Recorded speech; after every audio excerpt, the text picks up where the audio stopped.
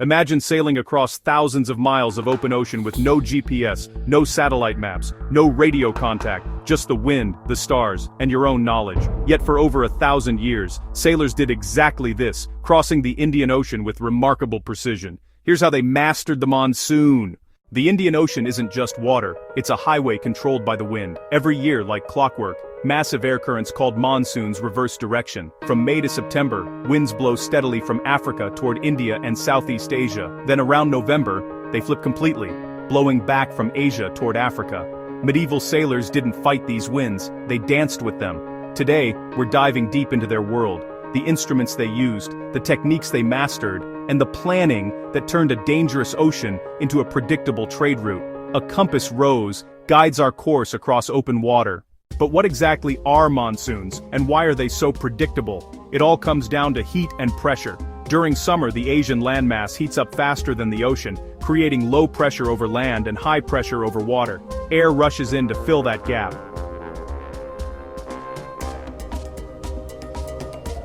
And that's your southwest monsoon, blowing from June to September. Come winter, the pattern reverses. The land cools faster than the ocean, flipping the pressure systems. Now you get the northeast monsoon, blowing from November to March. For sailors, this meant something incredible. They could plan round-trip voyages years in advance. Leave India in November, ride the northeast winds to East Africa, wait for the monsoon to flip, then sail home on the southwest winds in June. Dhows surge, hands steer, tools mark position and course. But knowing when to sail wasn't enough. You needed to know where you were going. Enter the Astrolabe, the medieval sailor's equivalent of GPS. This bronze disc, perfected in the Islamic world around the 10th century, was elegant in its simplicity. Here's how it worked.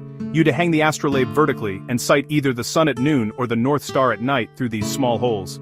The angle you measured, let's say 25 degrees, told you your latitude, your position north or south of the equator. An experienced navigator could pinpoint their location to within 50 miles, sometimes better.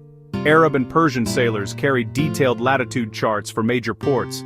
Aden sat at 12 degrees north, Calicut at 11 degrees, Quilon at 8 degrees. Miss your target latitude, and you might sail past your destination entirely. Get it right, and you could navigate straight to port even after weeks at sea. Measure the star's angle, hold latitude, and follow the band. While Arab sailors perfected the astrolabe, Chinese navigators revolutionized sea travel with the magnetic compass. By the 11th century, Chinese ships carried magnetic needles floating in water or mounted on pivots, always pointing toward magnetic north. But here's where it gets sophisticated. Chinese navigators didn't just use the compass to point north. They created detailed charts showing magnetic variation, the difference between magnetic north and true north, for different regions. In the Indian Ocean, this variation could be several degrees, enough to throw you completely off course. Chinese sailing manuals from the 15th century describe compass courses with incredible precision. From Palembang to Ceylon, sail 295 degrees for 10 days, then adjust to 310 degrees for 5 days. When Arab and Persian traders adopted the compass in the 13th century, they combined it with their astrolabe techniques, creating the most accurate navigation system in the medieval world. Compass bearings lock in as the fleet presses onward. Arab navigators also developed their own ingenious tool, the kamal. It looks almost primitive, just a small wooden rectangle attached to a knotted cord, but it was incredibly effective. You'd hold the cord in your teeth at a specific knot, stretch the wooden piece to arm's length and align it with the horizon and the North Star. Each knot represented a different latitude. If the North Star sat exactly on top of the wooden rectangle at the third knot, you knew you were at the latitude of Hormuz. Fourth knot, you're level with Mumbai. The beauty of the kamal was its simplicity. No complex calculations, no expensive bronze instruments. A skilled navigator could carve one from driftwood and string, yet achieve remarkable accuracy. Many Arab pilots guarded their kamal measurements as trade secrets, the exact knot spacing that had taken them decades to perfect. With these tools mastered, the real art was voyage planning. Medieval merchants didn't just wake up and decide to sail to India. They planned their journeys around monsoon calendars that had been refined over centuries. A typical trading voyage worked like this. Leave the Persian Gulf in late November, riding the northeast monsoon south to the Indian coast. Spend the winter months trading, loading spices and textiles. Come May, as the monsoon shifted, sail back north with the southwest winds reaching home by late summer. Timing was everything. Leave too early, and you're fighting headwinds. Leave too late, and you risk being caught in the transition period, those dangerous weeks when winds are light, unpredictable, or completely absent. Ships could sit becalmed for days, running out of fresh water and food. Experienced navigators kept detailed logs. From Socotra Island, sail east-southeast for 8 days until the water turns deep blue, then adjust course to due east for Calicut. These weren't just directions, they were survival instructions passed down through generations of sailors.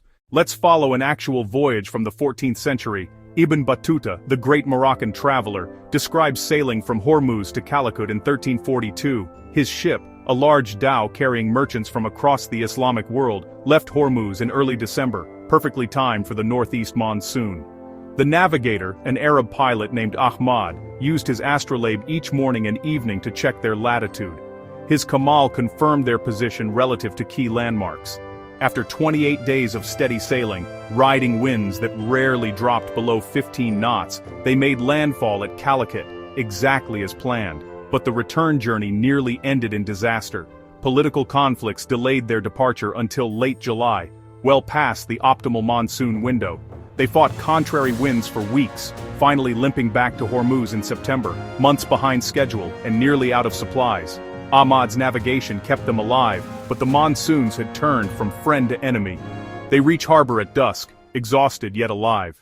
Even the best navigation couldn't eliminate every danger. Monsoons brought more than just wind. They brought massive storms. The same thermal systems that created predictable trade winds could spawn cyclones with devastating power. Pirates controlled key choke points like the Strait of Hormuz and the waters around Socotra Island. Many ships traveled in convoys for protection, but this meant sailing at the speed of the slowest vessel. Coral reefs and shifting sandbars could destroy ships in minutes, especially around the dangerous coasts of East Africa and the Maldives.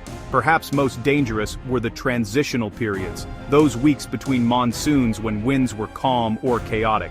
Ships carried extra provisions for these delays, but captains faced impossible choices: wait for favorable winds and risk running out of food, or attempt to sail and risk being blown off course entirely.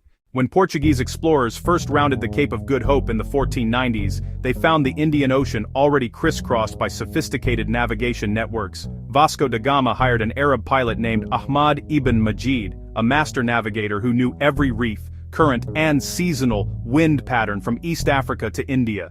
European sailors quickly adopted monsoon navigation techniques. They combined Arab and Persian pilot knowledge with their own innovations: better charts, improved compass design, and, eventually, astronomical navigation using the Southern Cross constellation. But the fundamental principles remained unchanged. Read the wind, know your latitude, time your voyage to nature's rhythms. Today's satellite navigation systems are incredibly precise, but they follow routes first mapped by medieval sailors with bronze discs, knotted cords, and centuries of accumulated wisdom. The monsoon mariners didn't just master the wind, they mastered patience, precision, and the art of reading nature's signals. Their techniques connected civilizations, built empires, and laid the foundation for our modern global economy. If this deep dive into ancient navigation fascinated you, like this video, subscribe for more maritime history and hit the notification bell. Next time, we'll explore the legendary ports these skilled navigators reached, and the powerful empires that controlled them. Until then, fair winds and following seas.